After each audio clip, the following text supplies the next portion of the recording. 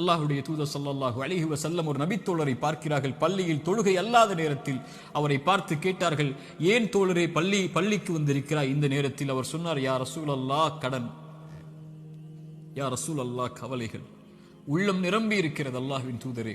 அல்லாஹ்வுடைய தூதர் ஸல்லல்லாஹு அலைஹி வஸல்லம் சொன்னார்கள், நான் உனக்கு ஒரு துஆவை சொல்லித் தருகிறேன், அதை நீ ஓதினால் அல்லாஹ் ரப்புல் ஆலமீன் உனக்கு இந்த சோதனைகளில் இருந்து வெளியேறக்கூடிய வாய்ப்பை அல்லாஹ் ரப்புல் ஆலமீன் உனக்கு தருவான். என்ன அல்லாஹ்வின் தூதரே அந்த பிரார்த்தனை?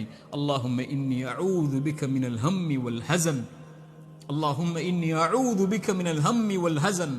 யா அல்லாஹ், என்னுடைய துக்கம், என்னுடைய எதிர்காலம் என்ன ஆகப் போகிறது, நான் எதை நோக்கி செல்லப் போகிறேன், என்னுடைய வருமானம் என்ன ஆகப் போகிறது, இவ்வளவு கஷ்ட இழப்புகளை சந்தித்து விட்டேனே, இனிமேல் என்ன ஆகப் போகிறது என்ற கவலையில் இருந்தால், யா அல்லாஹ், அந்த துக்கத்தை நீக்கு யா அல்லாஹ். எதிர்கால கவலைகளை பற்றிய கவலையை உள்ளத்திலிருந்து நீக்கு யா அல்லாஹ்.